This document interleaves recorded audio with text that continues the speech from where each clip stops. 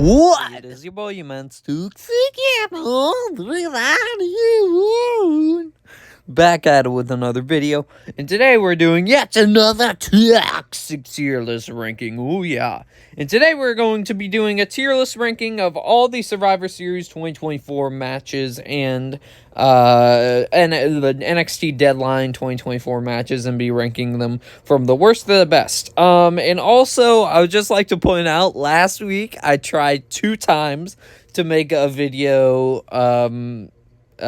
tier list ranking the Survivor Series matches, and both of those fell on their faces and did not come to fruition. So hopefully you guys end up seeing this video. But before we get into actual beginning of the video, what's up, guys? Don't forget to subscribe if you're new to the channel. Extend my line. It's absolutely free. Number 2, also maybe I'll teach you back them.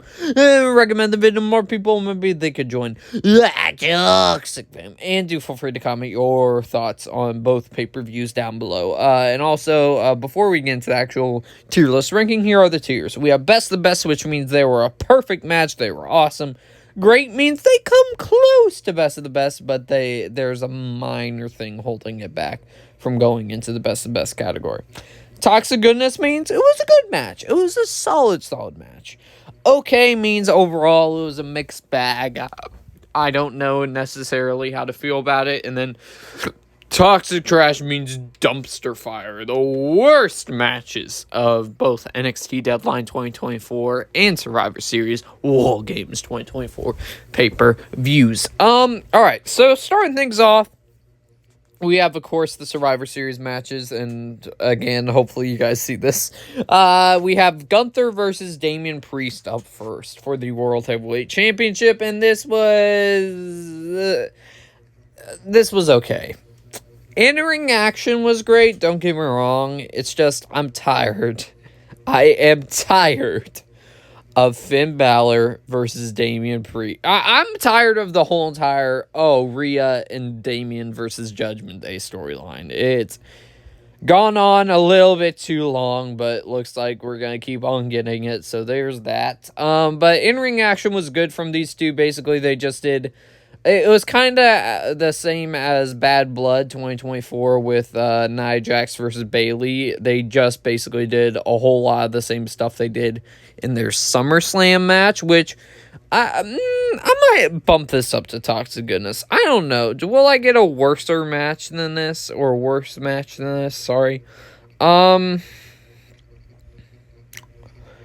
Nah, I'm not going to get a worse match than this, so I'll keep it there. But I just don't like Finn Balor interfering in a match again. And I thought they were going to... Well, at least they're trying to push him now, so that's a positive, right? But it makes Gunther kind of look weak winning this way. I was hoping he would win clean. Maybe have Finn Balor attack Damian Priest after the match, but have him attack him during the match, it's just...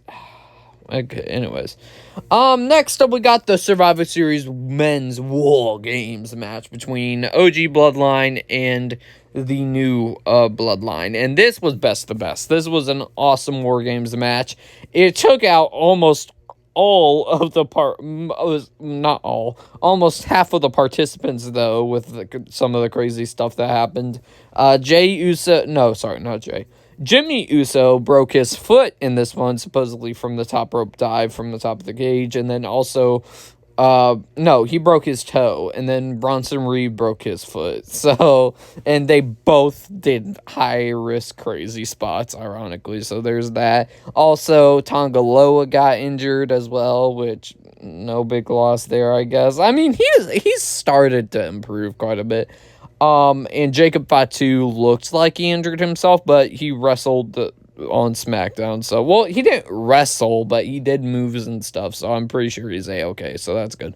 The storytelling in here was great. I loved the finish, too, with Punk, Sammy, Usos, and Roman all hitting move after move on Solo to give him a warrior's death. I thought that was really good storytelling and stuff. And also the storytelling with Punk and Roman not getting along, but them just basically getting along because they have to for Paul. I thought that was a really good story. So, yeah, overall, best of the best. Do I need to say anything else? Best of the best. Next up, we got the women's Wargames match. And I'm going to go Toxic Goodness. I think the two starters were the wrong choices. I think Bayley was a good starting choice, but Nia Jax being a starting choice was not a good choice, I don't think. Because at first, in the first few minutes of the match, I would say it felt very, very, very slow. Because Nia is more of a bruiser type style, and she's a little bit less energetic compared to all the other people in the match. She still did good in the match, don't get me wrong, but I don't think she should have started out first. I think maybe Candice LeRae or Tiffany Stratton should have started first, because then you would have had a little bit more back and forth between Bayley and Tiffany, or Bayley and Candice. I think that the spots were all pretty crazy, especially the one with Io Sky doing a moonsault with the trash can onto people, while Tiffany Stratton does a swanton bomb on top of everyone. Also, Rhea Ripley's attire, by the way, awesome. I hope she keeps on wearing that attire, because I thought it was really, really cool. So, Team Ripley got the win, which I thought was definitely predictable, but I've seen more people hate on it than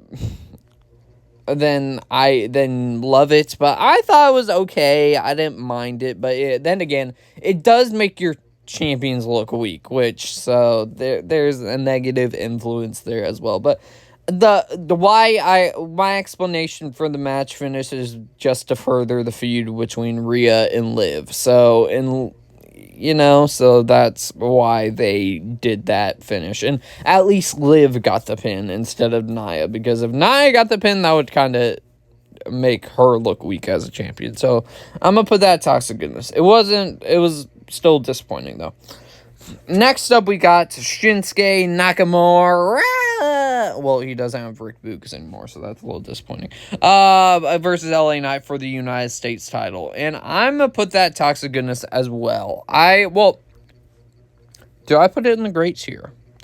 Okay, I'm going to put Toxic Goodness because I thought they would have went a little bit longer, but Shinsuke actually won this one, which I did not see coming. I fully expected maybe shenanigans where Shinsuke was going to hit him with Poison Mist and then LA Knight would win by disqualification. I thought something like that would happen, but they actually gave the belt to Shinsuke, which I found very shocking that they did that.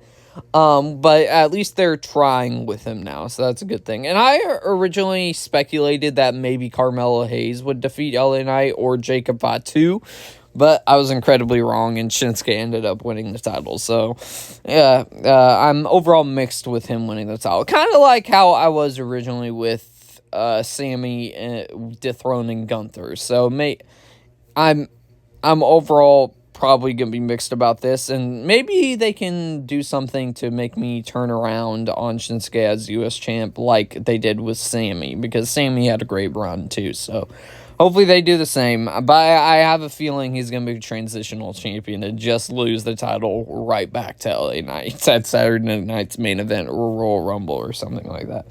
Next up, we got a triple threat match between Braun Breaker, Sheamus, and Ludwig Kaiser. Best of the best. An awesome triple threat match. All three of the competitors looked really good. There were a couple falsies in here. Well, I was fully aware that Braun Breaker was probably going to retain, but there were a couple falsies in here where I was going, oh, maybe Sheamus will win the title. But no, that didn't end up happening. I think the finish was really good.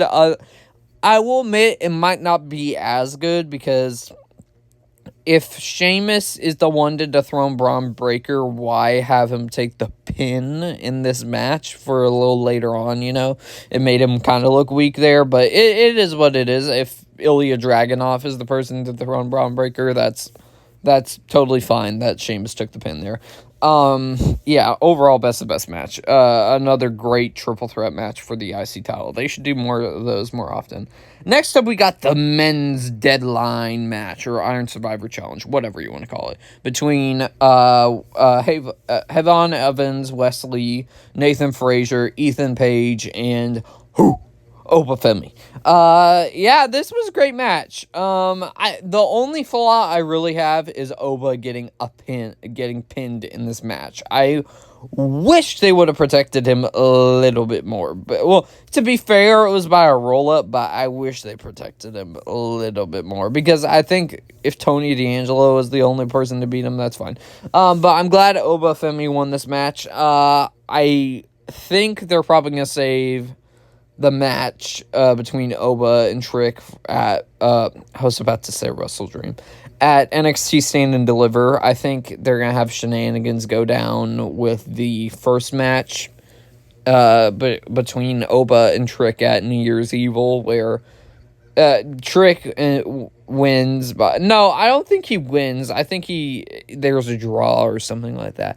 And then he faces Havon Evans at NXT Vengeance Day, and then why am I blanking out? Obafemi defeats him at NXT Stand and Deliver. But yeah, it was a great match, and lots of fast-paced action by Wes Lee, Nathan Frazier, and Havon Evans as well. And Ethan Page did his job very well as the heel, the overbearing heel. I thought he was funny in this match. Next up, we got the NXT Women's Underground match between Elektra Lopez and Jada Parker. I think it was okay.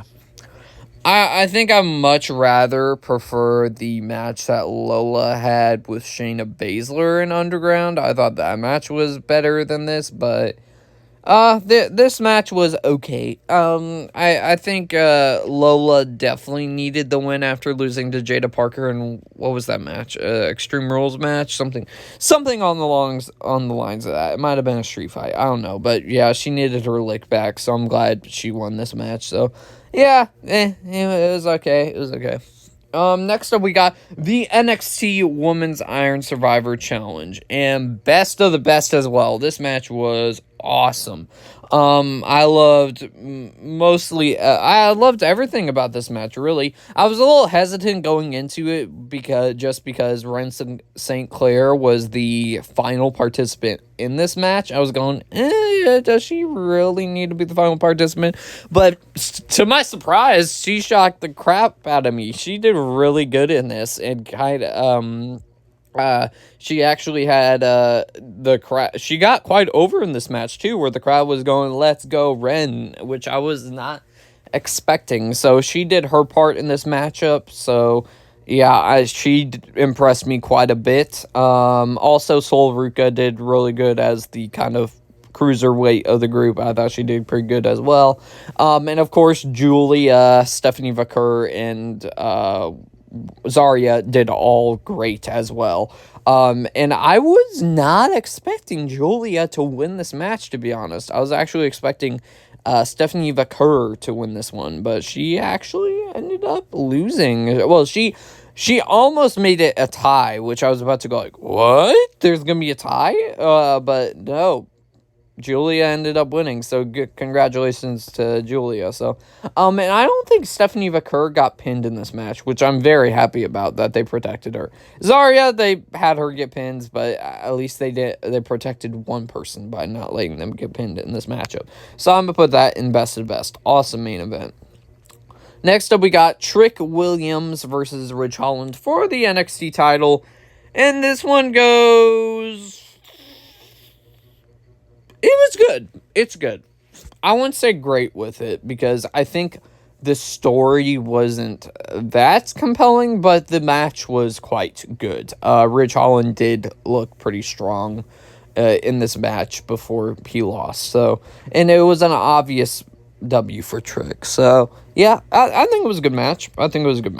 Next up, we got Nathan Frazier and Axiom versus No Quarter Catch Club. Probably the biggest surprise of the night. Not gonna lie, this match was awesome. I loved it.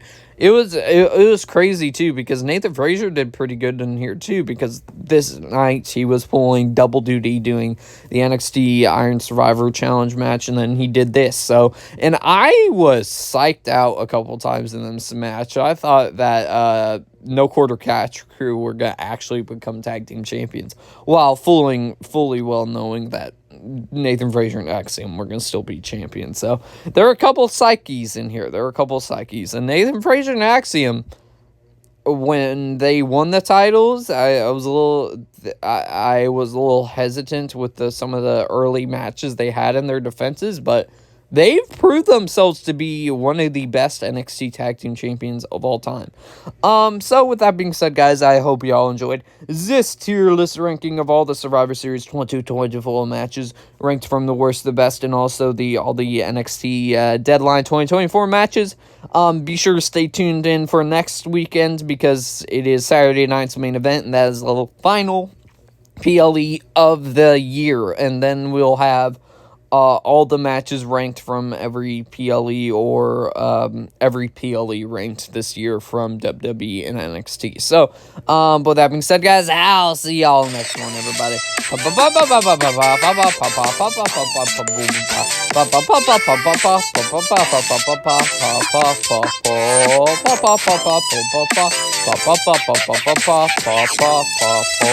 Peace.